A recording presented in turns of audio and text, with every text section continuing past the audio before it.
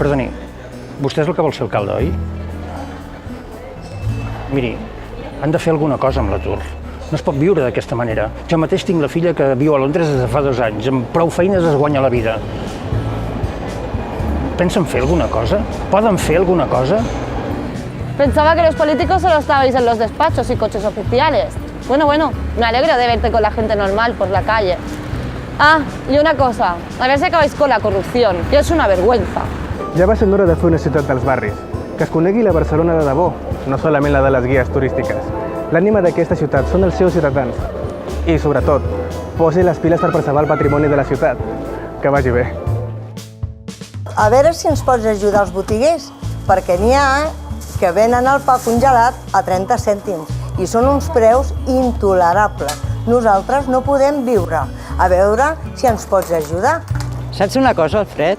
El turisme se'ns ha anat a les mans. Ve massa gent, molts d'ells venen a emborratxar-se, destrossen, fan que la convivència amb els veïns sigui insuportable. Tot no s'hi val, tenim que fer alguna cosa.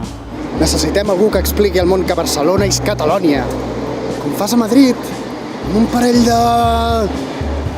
Un parell de braços, de pencaire. Perquè, a veure, tot no ho pot fer un alcalde, eh? El que ha de fer l'alcalde és prioritzar, seleccionar allò que és més important per la ciutat, no? Escoltar tothom, això sí. I per tant, tots junts, jo al vostre servei, però tots junts endavant. Ens hi posem o què?